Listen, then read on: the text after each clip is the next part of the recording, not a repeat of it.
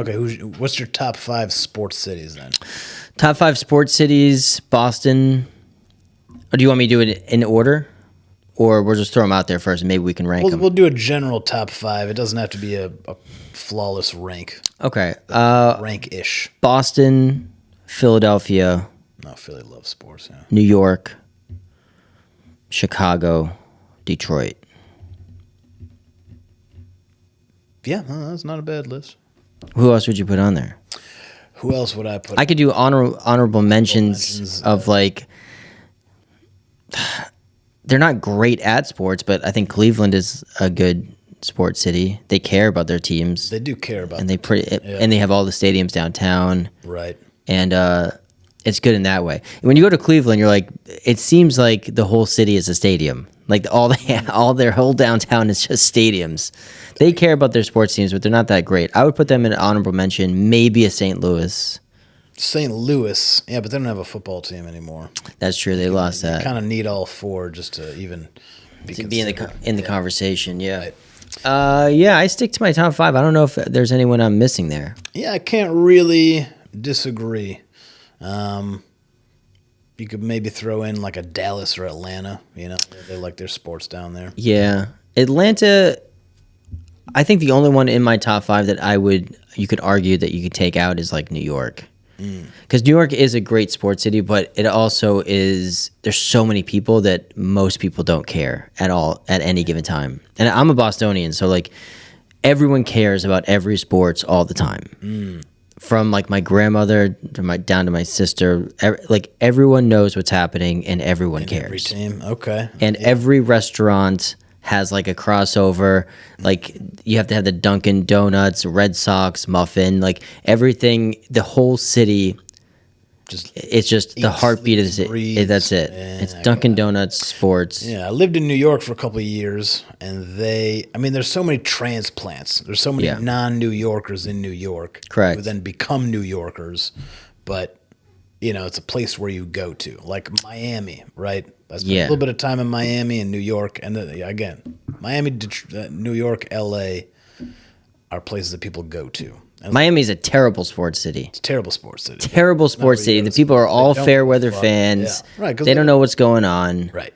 And what they do with the sports teams are like, we're going to build a stadium downtown and people are going to come. And then people are like, nah, we're not going to go to that. Right. People don't care. They don't really give a shit. They don't really give a shit. It's not the lifeblood of the city. No. You know? In New York, the core of when people think of New York City, they think of Manhattan just because like that's what everyone sees. Right. And then the people in Manhattan really don't care about the sports at all. Yeah. They don't care what's going on at all. Like the lifeblood of the New York City sports teams is in the boroughs, like Queens, Brooklyn, Staten Island, the Bronx. No, that's fair. But then Manhattan. Manhattan's all business. It's all business. That's where you got to be you're hustling. Is who do you know? How you trying to make money? Like the people don't really have time for sports in New York. No, everyone's got their own micro hustles. Yeah, that's what it's going on. Right. But that's the whole deal. In Boston, people just live for the sports teams. The homegrown Bostonians. Yeah, the work to live or live to work. Mm-hmm. People live for the sports teams. They work just to go home and crack open a beer and watch the Celtics or whoever it is. Yeah, or the huge Patriots, Red Sox. Like the people from Boston are one tick away from like putting sports achievements on their LinkedIn profiles. Like they really think that they had something to do with it. Yeah. Like when the Red Sox win the World Series, right? Or the Patriots win it. They're yelling. They were like, this was me. Spiritual energy, like this is something that I. There's a pride that you just don't see. They buy all the swag. Yeah. Sure. Huge sports towns, but I feel like Detroit is up there. You know, I do put it in that top 5 category. There's a lot of pride for the teams here. Oh, we love it, and we've been really bad for the last 10 years collectively across the board. It's across the board, and then now over the last 2-3 years, things are kind of starting to pick back up. But we had a 10-year depression, basically, where every team was just total dog shit. And there's a pride around town just from walking around downtown yesterday, last night. There is a pride for those early 90s, late 80s Pistons teams. Out of all the swag I saw on the streets for sports teams, I saw some line stuff, but I saw more 80s, 90s Pistons stuff than anything else. I feel like those teams were that was like when Detroit sports probably was peaked. Late 80s? Late 80s, early 90s, as far as like those teams, they were such badasses. Making it, yeah. Well, I mean, you had the bad boy Pistons. They won their back-to-back. The Lions had just drafted Barry Sanders, so they had that going on.